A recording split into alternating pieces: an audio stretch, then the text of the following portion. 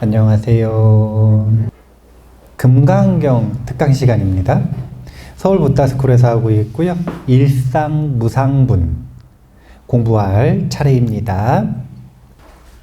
금강경을 이야기할 때 분을 나눈 것에 대해서 제가 한번 이야기한 적이 있는데 착각하시면 안 되는 게 32분으로 부처님께서 원래 나눠서 설하신 게 아니에요.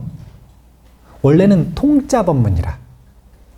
그것을 구조를 세우고 주석을 하는 입장에서 32분설을 나눴는데 그게 가장 유명해서 역사적으로 이게 가장 편리하고 가장 잘 맞는 것 같다라고 인정받아서 그래서 32분설이 받아진 거예요.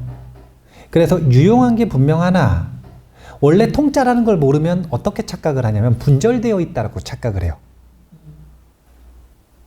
제가 그래서 일부러 무득무설에서 의법 출생, 일상, 무상분이 어떻게 이어지는지를 조금 보여드리고 있어요.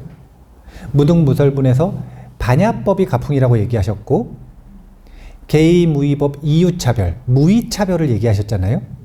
그래서 어떻게 무의를 바탕으로 의법 출생하시는지 그리고 어떤 차별이 있는지가 이제 일상, 무상분에서 말씀하시는 내용이다. 이렇게 생각을 하시면 됩니다. 바로 교재 읽겠습니다. 117페이지 분명을 설명하는 부분 한번 같이 읽어볼까요? 과보는 비록 넷이지만 상은 둘이 아니므로 일상 무상분으로 이를 받았다. 과보가 넷이라는 건 일단 무슨 말이죠?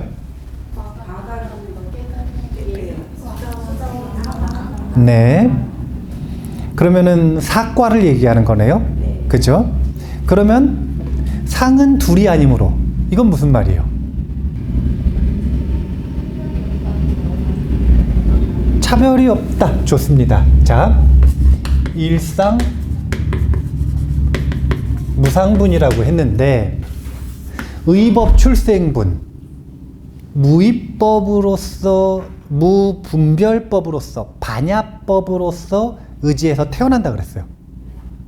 그러면 그 태어나는 게 독과를 얻는 건데 그 독과를 얻는다라고 하는 건 무슨 법에 의지한다고요? 그게 이제 뭐냐면 무상반야입니다.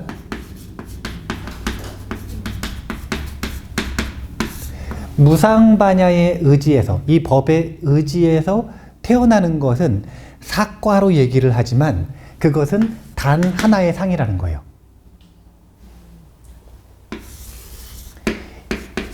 이 상을 여러 가지 표현으로 말을 할 수가 있지만 니까야 초기 경전에서는 무아를 이야기를 하셨을 거고 무아라고 하는 하나의 모습으로 얘기하셨을 거고 저는 이제 금강경 중에서 제일 좋아하는 주석이 감산대사 금강경인데 감산대사 금강경은 안심 즉 불심 이 한마디로 요약이 되거든요. 그래서 오늘 저도 일상 안심 하나 가지고 어떻게 무상반야의 길을 걸어가는 사람들이 사과의 차별을 겪는지 사과가 차별이 있는 것 같지만 어떻게 안심의 모습 하나인지 이것에 대해서 일상무상분을 이야기를 해볼 거예요. 성불의 길을 걷는다라고 하는 것은 무의 차별이라 그랬잖아요. 무의는 공통이라 그랬죠. 그 공통의 모습을 안심이라는 키워드 하나 가지고 이야기할 거라는 이야기예요.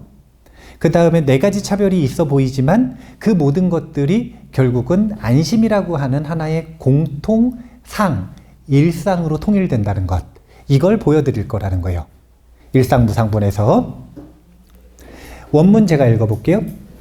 수보리야, 너의 뜻은 어떠냐? 수다원이 나는 수다원의 과보를 얻었다고 생각하겠느냐? 수보리가 말하였다. 아닙니다, 세존이시여.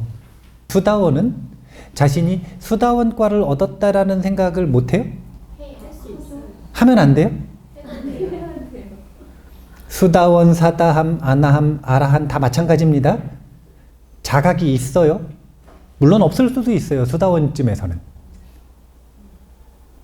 수다원쯤에서는 지금 갓난쟁이가 아니라 갓 태어났잖아요. 갓난쟁이가 자기가 뭐 하는 사람인지 어떻게 알겠어요. 모를 수도 있지. 근데 아나함쯤 되기 시작하면 이제 알아요. 명백하게 달라지기 시작하거든요.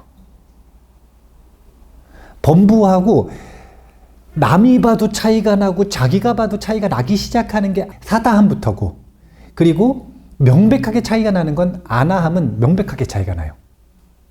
그래서 이제 곧 아라함 되겠구나, 이런 예측도 얼마든지 가능합니다. 안 되는 거 아니에요? 자, 구결 읽고서 얘기할게요. 수다원이란 범어인데 번역하면 역류라고 한다. 생사의 흐름을 역류하고 육진에 염착하지 않으며 오직 무루업을 닦아서 거칠고 무거운 번뇌가 일어나지 않음을 얻어 마침내 지옥, 축생, 수라 등의 다른 몸을 받지 않기에 이름을 수다원이라고 한다. 만약 무상법을 요달하면 곧 과보를 얻었다는 마음도 없으리니 얻었다는 마음이 조금이라도 있으면 수다원이 아니므로 아닙니다라고 한 것이다. 그러니까 지금 요 맨 뒤에 있는 말이 금지어는 아니라는 걸 일단 아셔야 돼요. 자기가 수다원이다라는 고집이 없다는 겁니다. 내가 수다원이니 너희보다 낫다, 이런 비교나 자만이 없다는 것이에요. 예, 젠체하지 않는다는 거예요. 내가 수다원인데 막 이러면서 그렇게 안 해요. 여기서 수다원을 역류라고 했는데 이 밑에 보면 광본에 범어 수다원은 한역하면 임류와 역진. 그래서 수다원이 역류라고 했나요? 역류라고 했는데 이것은 두 개가 합쳐진 거였네요. 임류와 역진. 자, 요 두 가지를 따로따로 번역을 해서 생각을 해봐야 되는데 이 임류 같은 경우에는 뒤에서 설명을 하셨어요. 119페이지에 보면 원문 봐보세요. 무슨 까닭이냐 하면 수다원은 임류라고 부르지만 들어가는 바가 없어 색성향 미촉법에 들어가지 않으므로 이를 수다원이라 부릅니다. 그래서 임류라고 했지만 사실은 임류가 아니라 들어가지 않는 거죠. 불입이에요. 불입 즉 수다원이다. 여기서 임류라고 한 건 뭘 임류라고 한 거냐면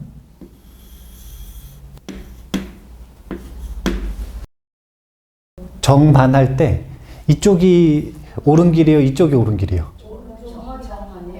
이쪽이 정이에요? 자, 이쪽이 정반이면 자, 중생은 거꾸로 가요. 일로 가는 걸 파멸의 길이라 그래요. 일로 가는 걸 성인의 길이라 그래요. 이 분기점이 되는 게 뭐냐면 수다원이라는 거예요. 수다원은 전통적으로 왜 임류라고 했냐면 열심히 노력을 해가지고 범부의 길에서 이렇게 역행하려고 노력을 하다가 성인의 길로 들어섰어요. 성인의 흐름에 들어갔다. 그래서 수다원이라 그러는 거라.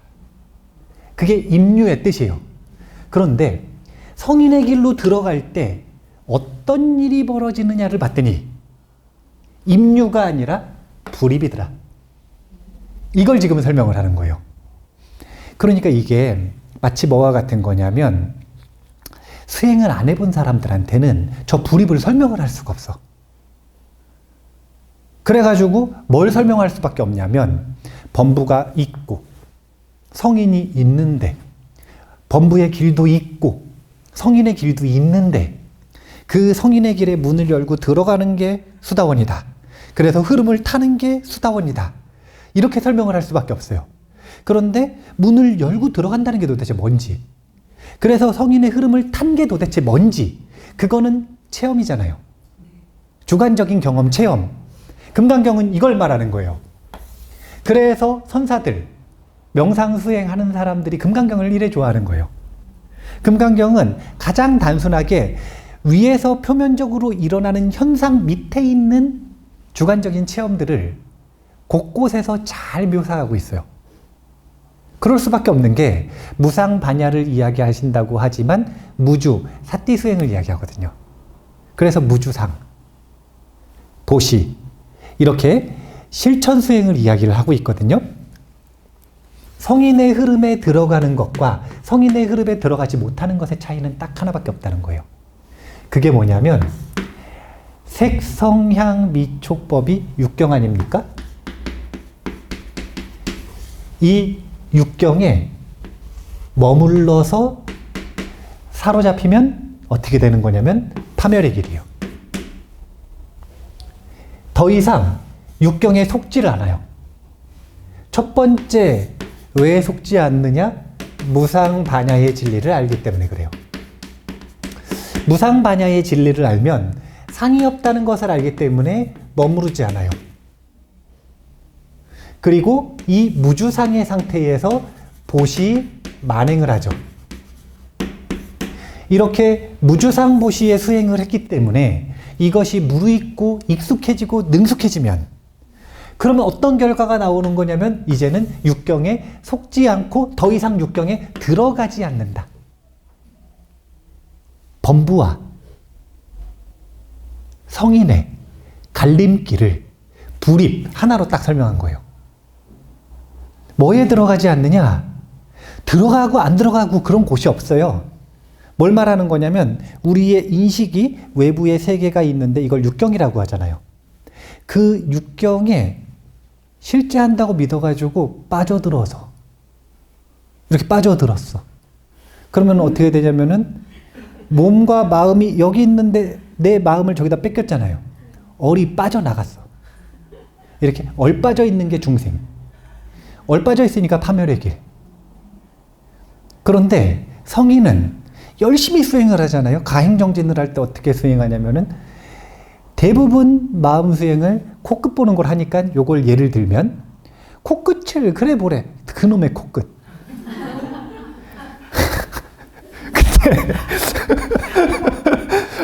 방법이 있나? 코끝에다가 마음을 두는 연습을 계속 했더니 어떻게 되냐면은요. 이제는 더 이상 육경에 빠져들질 않아요. 그러면 육경에 왔다 갔다 하던 마음들이 점점 이제 여기가 코끝이면 나라고 하는 범주에서 점점 나하고 가까워져.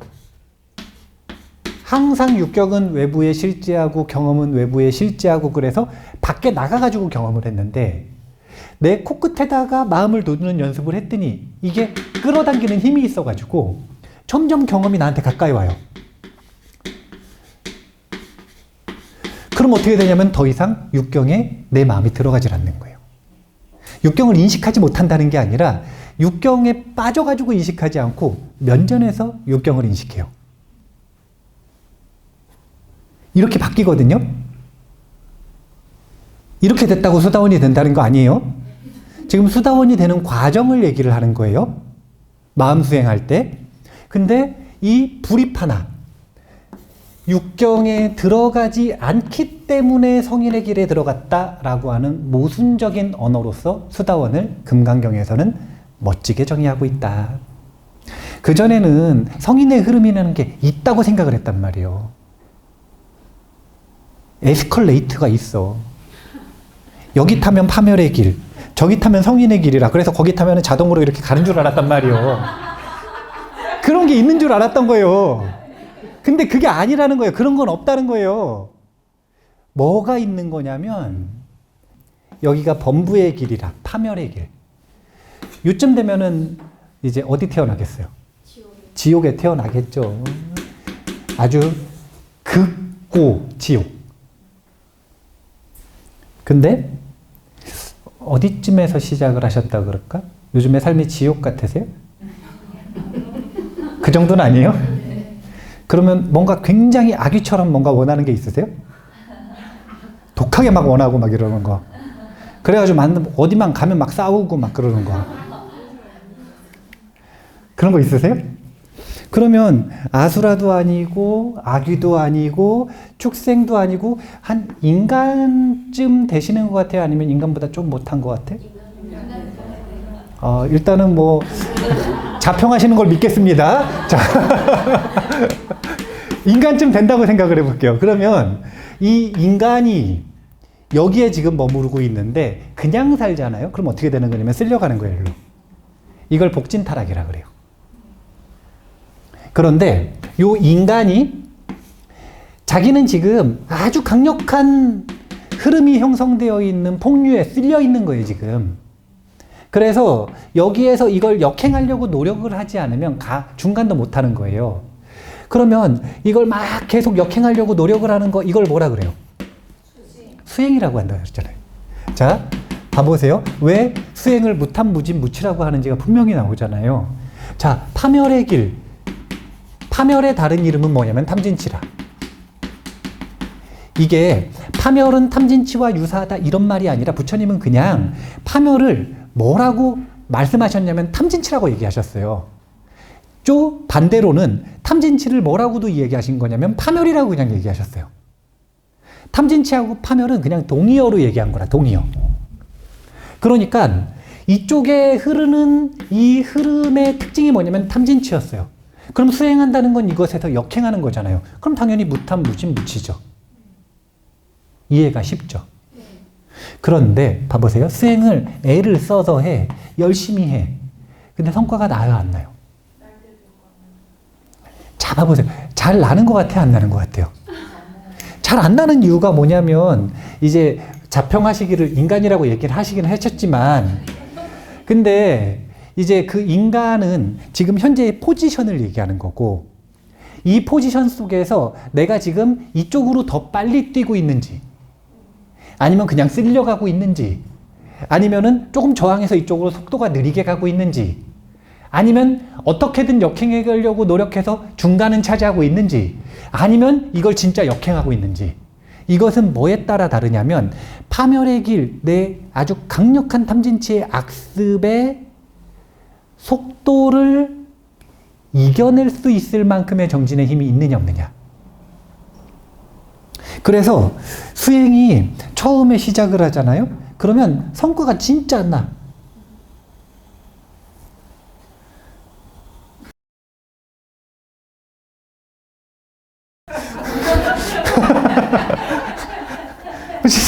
진짜 안 나요. 왜냐면 뭐밖에 하는 게 없냐면 역행하는 걸 견디는 것밖에 하는 게 없어요. 근데 그러다가 역행하는 걸 견딘다는 건 무슨 뜻이에요? 지금 그쪽으로 쓸려가던 가속도가 조금씩 준다는 거예요? 안 준다는 거예요? 준다는 거예요. 그러다가 가속도가 딱 0이 돼서 이제 하는 만큼 내 가속도가 붙기 시작하면 상승하는 거예요. 수행은 이런 식으로 성과가 일어나거든요. 그러면 이때가 대표적으로 언제라고 얘기하는 거냐면 수다원이라는 거예요.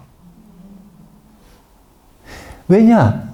이제부터는 하는 대로 수행에 성과가 난다는 건 성인의 흐름을 탄다는 거예요.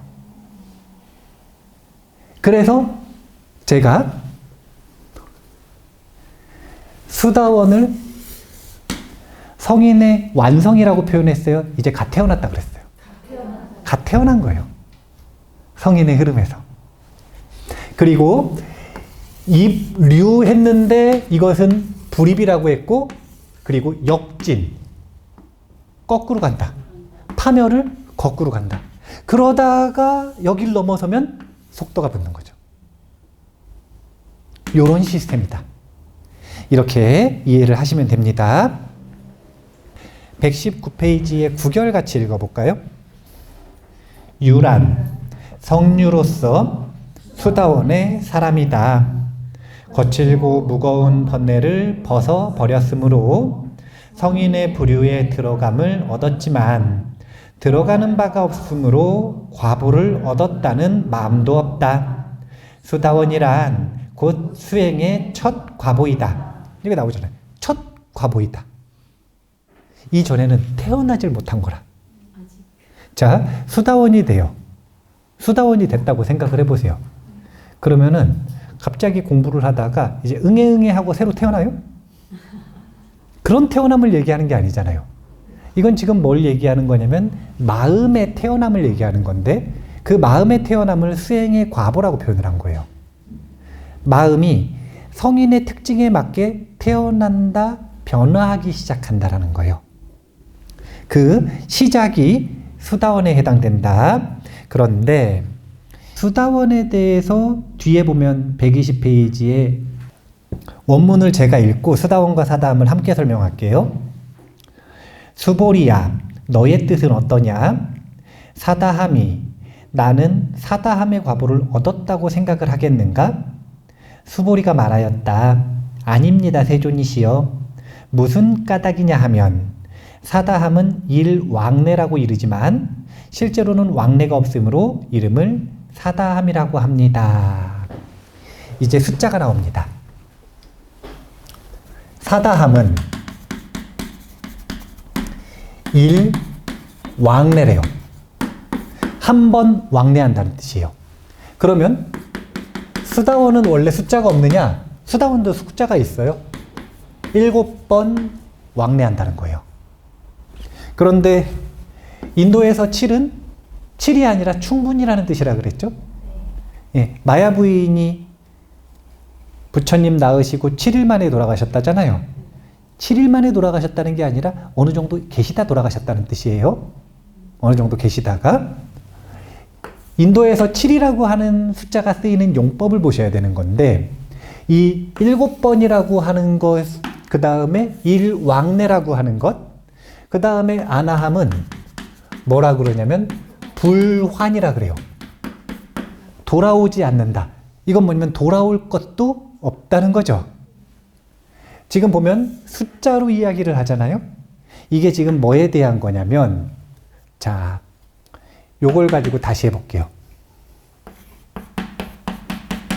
그래서 이 파멸의 길은 탐진치를 가지고 파멸로 나아가는 심리 상태로 얘기할 때는 불안의 길이에요.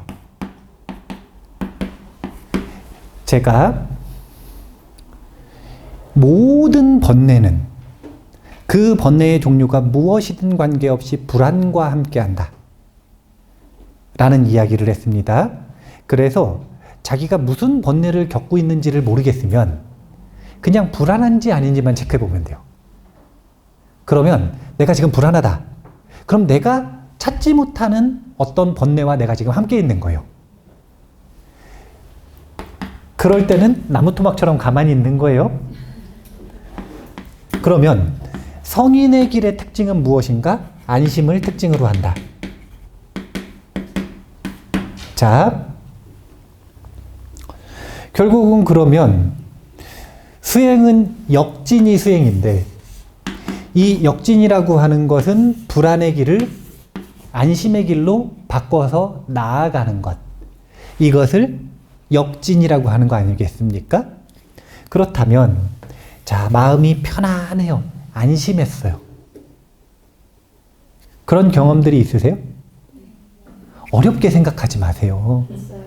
아니, 우리 뭐 툭하면 안심하잖아요. 아니, 맨날 불안하면 어떻게 살아? 맨날 불안하면 그거는 불안장애라 그래요. 그거는 병원을 가야 되는 거라. 불안이 일상을 침범할 정도니까. 근데 그런 장애가 있는 게 아니면 불안과 안심을 왔다 갔다 한단 말이에요. 그런데 문제는 지금은 불안하세요, 안 불안하세요? 안 불안하죠. 안심에 가까운 상태이기 때문에 안심하는 경험이 있느냐 그러면 안심을 쉽게 기억을 해요. 근데 지금 극도로 불안한 상태라고 생각해 보세요. 그때 안심했던 마음을 떠올려 봐라 그러면 그 안심이 감각적으로 떠오를까요, 안 떠오를까요? 안 떠오르겠죠, 잘. 그러니까 어떻게 되는 거냐면 우리가 무엇인가에 얼빠져 있어. 그 중에서 뭐에 얼빠져 있냐면 질투가 나. 질투가 나. 그래가지고 아주 마음이 불안정해요, 지금. 그런데 자기가 질투인 거 못 찾아가지고 질투하고 있는 걸 모르고 인정을 안 하는 거예요. 그럼 제가 뭘 먼저 봐야 된다 그랬죠? 불안하면 뭔가 번뇌가 있다는 걸 알아야 된다 그랬죠? 그러면은 번뇌가 있다는 걸 알았으면 이제 불안한 상태에서 뭘 해야 돼요?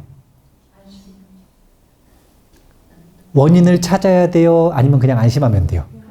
맞아요. 그냥 안심하면 돼요. 그러면 자기가 불안하다라고 하는 것을 알아채는 순간을 뭐라 그러냐면 깨어있음이라 그래요.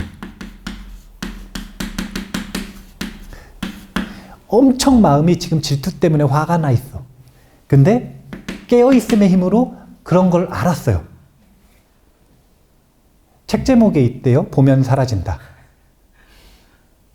그래서 내 마음이 불안하다는 걸 봤어요. 사라지나요? 안 사라지죠. 네. 뭐 때문이냐면 안심의 힘이 약해서 그래요. 안심의 힘이 약하다라는 건 두 가지로 구분을 해요. 첫 번째는 안심의 주관적인 감각이 있느냐. 있으면 뭐라 그러냐면 수다원이라 그래요. 없으면 뭐라 그러면 범부라 그래요. 그래서 범부는 마음 챙김을 하는데, 마음 챙김을 한다는 건 결국은 불안한 마음을 안심으로 되돌리는 거잖아요. 그 불안과 안심을 몇 번 왔다 갔다 해야 되냐면 10,000번 왔다 갔다 해야 돼요. 사실은 왜 10,000번이라고 그랬냐면 왔다 갔다 할 수가 없어. 왜냐면 불안할 땐 안심을 잊어버렸으니까. 알아야 왔다 갔다 할 거 아니에요. 생각해 보세요. 어디로 가야 되는지를 몰라요. 그럼 왔다 갔다 할 수 있어요, 없어요? 없죠. 그럼 어떻게 되는 거냐면 그냥 헤매는 거예요, 이렇게. 이게 불안한 사람의 마음의 특징이잖아요. 어디 갈 데가 있어요, 없어요? 없잖아요. 그러니까 그냥 헤매는 거예요. 뭐가 안심인지를 모르니까. 그래서 이런 범부들에게는 뭘 주는 거냐면 의지처로서 삼보라고 하는 의지처를 주는 거예요. 불안하면 안심을 모르니까 어디 가라는 거냐면 삼보전에 가라는 거예요. 그럼 삼보전에 가가지고 마음이 어때요? 부처님 앞에 딱 서면? 그래도 조금 편안해지죠? 그러면 그 안심에 대한 힌트를 가지고 그 마음을 회복하라는 거라. 이게 범부가 외부의 삼보에게 의지할 수밖에 없는 이유예요. 그런데 제가 얘기했죠. 수다원이 되면 안심에 대한 감각이 생긴다고? 안심에 대한 경험이 강력하기 때문에 그동안 엄청 연습을 한 거라. 무주상 보시를. 무주의 수행, 무상의 수행, 보시의 수행을 열심히 연습을 해요. 그럼 이게 신복으로서 복이 생긴다 그랬잖아요. 그럼 이 복의 공덕으로 안심에 대한 감각이 생겨. 그러면 안심에 대한 감각이 생긴 수다원부터를 뭐라 그러냐면은 승보라고 그러잖아요. 그러면 자기가 승보라. 그러면 삼보에 의지해야 돼요? 아니면 그냥 안심에 대한 감각에 의지하면 돼요? 이때부터 이제 눈이 열린 거라. 무슨 눈이 열렸냐면 안심에 대한. 그전에는 몰라. 모르니까 왕래를 얘기할 수가 없어요. 그래서 그냥 너무 많으니까 10,000번 이런 거예요. 그런데 수다원이 되면 이제 안심에 대한 감각이 생겼어. 뭘 해야 되는지를 이제 알아요. 드디어 뭘 해야 되는지를 아는 거예요. 앉으면 뭘 하면 되는지 아는 거예요, 이제. 마음이 질투가 나고, 마음이 불안하고, 탐욕이 생기고, 화가 날 때 뭘 해야 되는지를 알아. 범부하고 수다원의 차이는 다른 게 없어요. 이걸 아냐, 모르느냐, 이거 차이예요. 분노 똑같다니까요. 탐욕도 똑같아요, 수다원도. 똑같이 질투해요. 그런데 뭐가 있냐면 안심에 대한 감각이 있어요. 그래서 수다원부터는 뭐라고 얘기하는 거냐면 안심과 불안을, 자, 내가 지금 불안해. 수다원은 불안해요, 안 불안해요? 불안해요. 이제 꼭 수다원을 경험해 본 것처럼 얘기를 하시는데 수다원은 불안해요. 불안하거든요. 그래가지고 이 수다원도 불안해가지고 자기가 깨어있음의 힘을 가지고 내가 불안하다는 걸 알았어요. 그럼 이제 갈 곳이 생긴 거라. 부럽지 않아요? 부럽죠. 부럽죠. 갈 곳이 생겼으니까 이제 뭐라고 얘기하는 거냐면 가면 돼요. 근데 안심의 힘이 약하죠. 그러니까 다시 쓸려가요. 그랬다가 다시 가요. 다시 쓸려가요. 이렇게 7번 왕래하는 사이에 안심을 회복하면 수다원이라고 한다.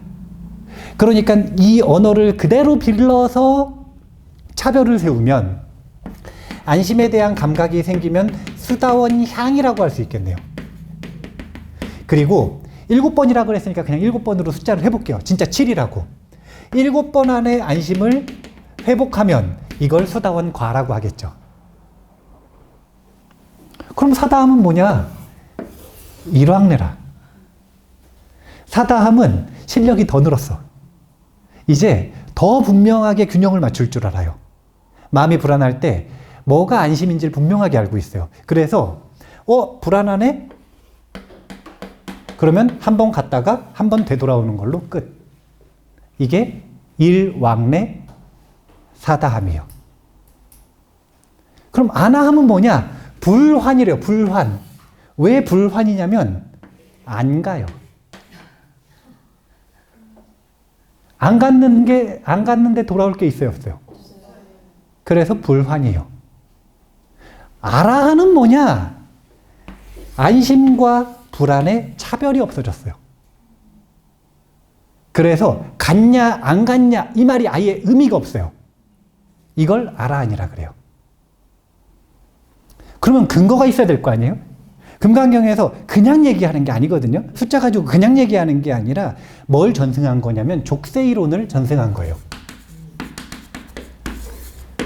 부처님께서는 이제 우리가 정진을 할 때 4가지 원동력이 있어야 된다고 얘기를 하셨어요. 첫 번째가 용려이죠. 욕심을 가지고 정진하는 거라. 욕심이 있어야지 사람이. 그 욕심이 건강하면 향상심이라고 하잖아요. 향상심이 좀 있어야 되거든요. 욕심이 없는 사람은 무기력해. 우울증에 빠지기 쉽거든요. 안 돼요. 욕심이 있어야 돼요. 대신 좀 건강한 욕심이 있으면 베스트죠. 근데 건강한 욕심이 아니라도 나쁜 욕심이라도 좀 가져야 돼요. 그래야 사람이 힘이 있어. 그렇지 않은 사람은 삶에 힘이 없어요. 부처님께서 분명히 욕구를 가져야 된다라고 얘기하셨습니다. 그리고 그게 성취를 이루는 원동력이라고 얘기하셨어요. 두 번째는 뭐냐면 노력도 재능이라. 하던 사람이 노력을 하거든요. 가만히 있으면 불안한 사람이 있어. 뭐라도 공부하고 뭐라도 열심히 해야 마음이 편안한 사람이 있어요. 이런 사람이 있거든요. 노력이 습관인 사람. 이게 정진여의족이에요. 정진에 힘이 있는 거라. 이 사람은 어디다 갖다 놔도 부지런해가지고 잘 살아.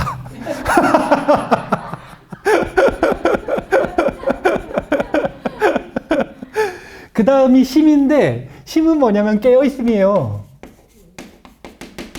이 깨어있음의 힘이 있어야 거꾸로 안 가고 올바로 가. 열심히 하긴 하는데 깨어있음의 힘이 없으면 거꾸로 열심히 가.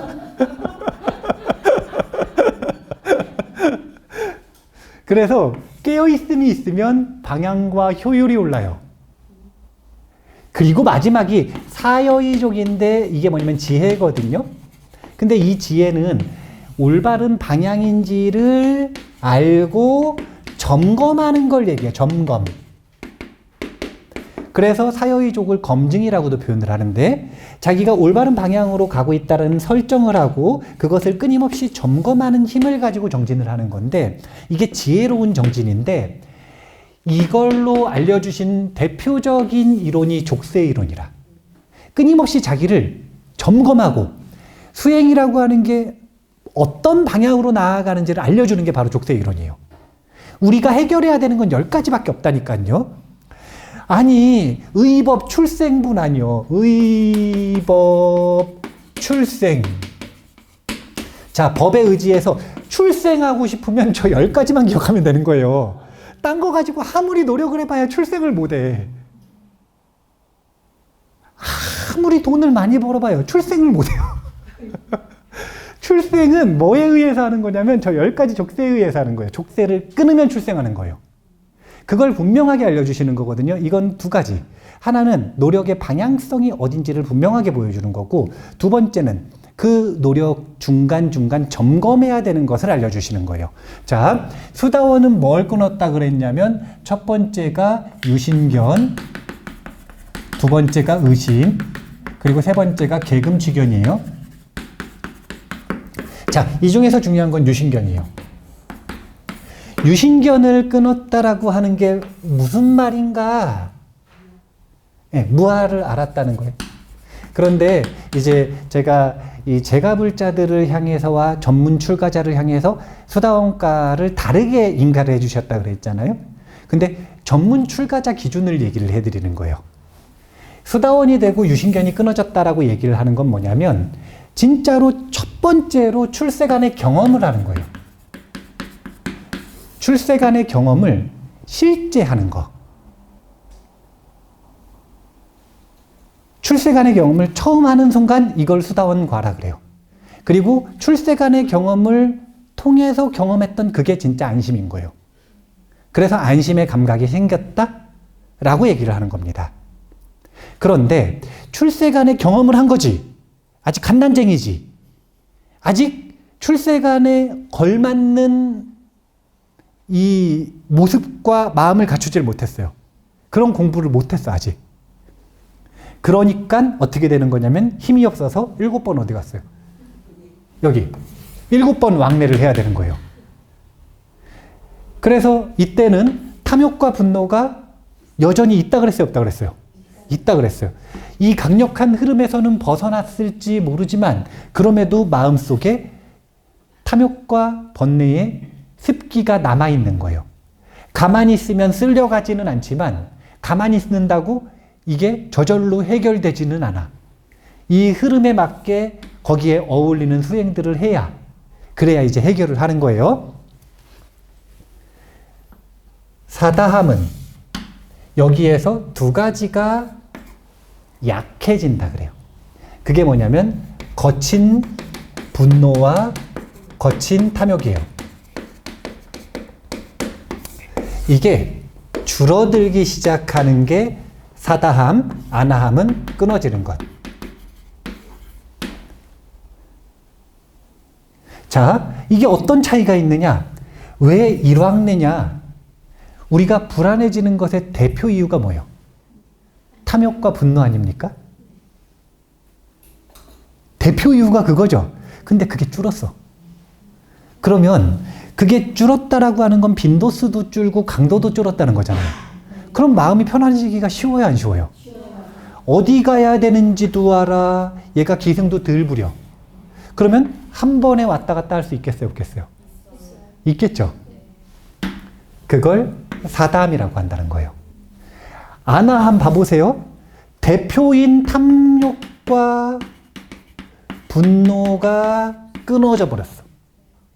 그럼 불안할 이유가 있어요, 없어요? 없어요. 그러니까 어떻게 되는 거냐면 불환과라고 얘기하는 거예요. 그런데 여기 지금 보면은 이름에 치가 들어가 있어요, 안 들어가 있어요? 아직 분별이 끊어진 건 아니라. 그러니까 아라한이 되면 분별까지 끊어져서 불안과 안심의 차이가 없어지는 거예요.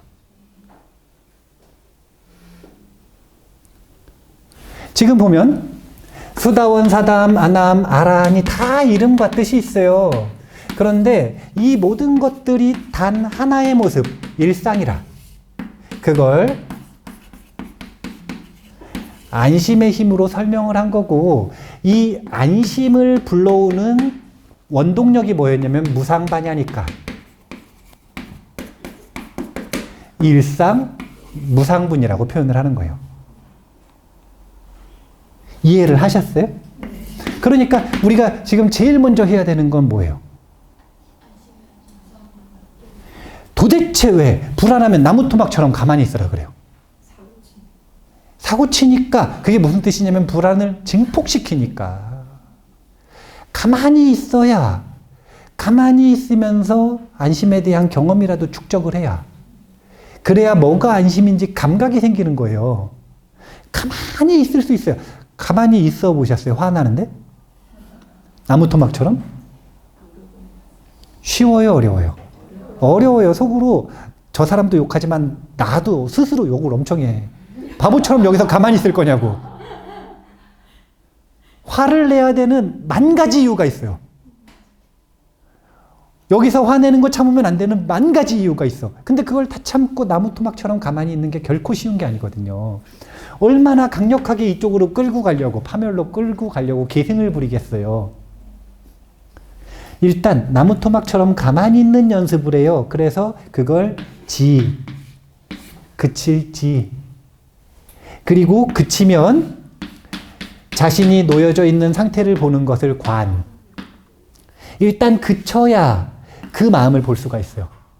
그래서 그쳐서 마음이 편안해졌을 때 그 마음을 보는 힘들이 축적되면 이것이 안심을 보는 거예요. 그 안심한 마음을 불성이라고 한다 그랬잖아요. 자, 첫 번째 시간에 공부했었던 생각을 다시 한번 볼게요. 제복이 늘어나면 불성이 늘어나요? 아니라 그랬잖아요. 근데 신복을 추구하는 사람은 늘어날 수도 있다 그랬죠. 왜냐하면 알아요. 자기가 뭘 해야 되는지. 자기가 뭘 해야 되는지를 알아요. 가만히 나무 토막처럼 있다가 자기 마음에 고요해진 그 마음을 보고 익숙해지고 그 마음의 감각을 잡고 그 마음에 능숙해지면 이게 안심의 길이거든요. 그러면 뭘 알게 되냐면 베풀면 안심에 도움이 된다는 걸 알아요. 안 베풀려고 어떻게든 빼는 것보다 베풀고 나면 편안하다는 걸 알아.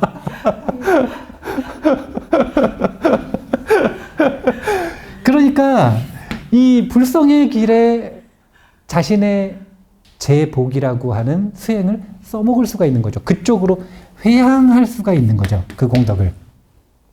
그래서 그러는 거예요. 유식은 상, 성, 위를 공부한다 이렇게 얘기했는데 처음에는 자량위라 그래요. 유식에서는 유식 5위를 얘기하거든요. 그 다음에가 가행위예요. 그 다음이 견도이고 그 다음이 수도 그리고 마지막이 구경위예요.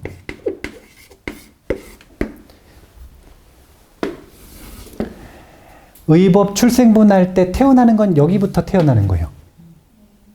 그래서 견도하는 것을 수다원이라고 해요. 견도, 뭘 받다는 거예요? 안심을 받다는 거예요. 그 안심한 마음이 뭐라고요? 불성이라고요. 이것에 대한 확신이 생긴 거예요. 이걸 선사들이 뭐라 그러냐면 도노라 그래. 몰로 깨쳤다 이렇게 얘기하는 거예요. 그런데 제가 얘기했죠. 수다원은 탐욕과 분노가 그대로라 그랬어요. 사라졌다 그랬어요. 그대로라 그랬죠. 그래서 수도를 해야 돼. 요 수도를 통해서 사다함, 아나함이 되면 수도 위에 올랐다 이렇게 얘기하는 거예요. 그러니까 깨치긴 먼저 깨쳤어. 무아를. 하지만 자신의 습성은 그대로 남아있으니까 그 습기를 제거하는 훈련이 필요한 거예요. 이게 뭐냐면 깨침과 태도와 행동을 일치시키는 과정이에요. 요거를 점수라고 하고 선사들은 이때 보림한다고 표현을 해요. 그래서 탐욕과 분노가 끊어진 게 아니라 이제 분별이 사라지면 치가 사라지는 거잖아요. 이걸 아라한이라 그래요.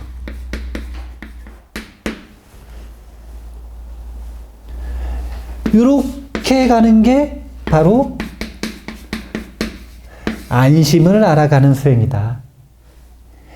구경위에 가면 요 안심이 곧 불심과 같아져요. 제가 일부러 아라한과 성부를 구분하지 않고 지금 설명하고 있는 겁니다. 왜냐하면 지금 일상무상분까지밖에 안 갔잖아요. 그러니까 여기서는 지금 성불 얘기 안 했잖아요. 그래서 여기까지 지금 얘기를 하는 거예요. 뒤에 또 업데이트를 할 거예요. 그래서 여기까지 딱 가는 걸 깨달아가는 과정이라 그러고 출생했다 그러는 거라 이걸.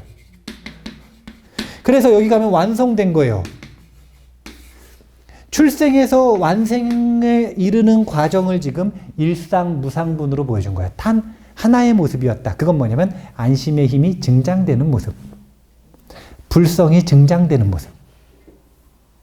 그냥 이거 하나의 모습이었고, 이게 주관적으로는 뭐냐면 얼마나 빠르게, 얼마나 안정적으로 불안에서 벗어날 수 있는가. 그러니까 명상할 때 자꾸 코끝 봐라, 코끝 봐라 그러는 게 그래야겠어요, 안 그래야겠어요? 아니, 코끝을 보면 마음이 안정적으로 변해야 된단 말이에요. 근데 안 되면 일단 보는 연습을 해야 될 거 아니에요. 해가지고 훈련이 되고 나면 더 이상 법문이 필요가 없어. 코끝 보면 바로 안심이 되는데 무슨 거기다가 사족을 더 붙여요. 그러면 그때는 무슨 말만 해주면 되는 거냐면 그 마음이 불심이다. 그 마음이 불성이다. 이것만 확인시켜주면 되는 거예요. 아란에 대해서 스보리 존자가 무쟁삼매라는 표현도 하셨고 아란야처에 머무는 이야기도 하셨는데 그 모든 것들은 그냥 이제 저 일상의 모습을 보여주시고 안심이 완성되었을 때 아라한은 도대체 어떤 모습인가 이것에 대해서 말씀하신 거예요. 그래서 읽어보시고 참고하시면 되고요. 일상무상분에서는 무상반야의 길, 하나의 길로서 사과, 성인의 길을 전부 꿰뚫어서 보여주고 계시다. 그래서 7번 왕래할 것인가? 한 번 왕래할 것인가? 아예 안 갈 것인가? 아니면 가고 옴에 분별이 끊어질 것인가? 스스로의 마음을 점검해보는 10가지 족쇄보다 더 쉬운 점검법. 내가 얼마나 안심하는가? 얼마나 불안해서 빨리 벗어나는가? 여기까지만 얘기하면 안 될 것 같아요. 왜냐면 이건 다 성인들이잖아요.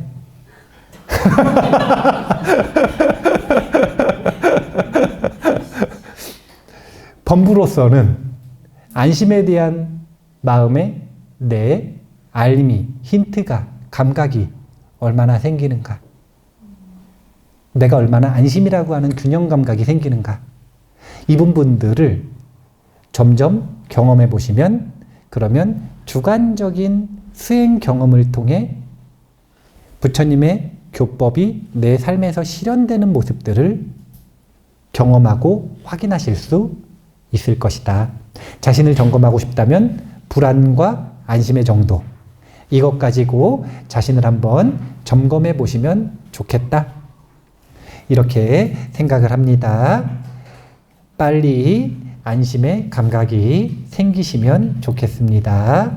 자, 그러면 오늘 이만 마치도록 하겠습니다. 감사합니다.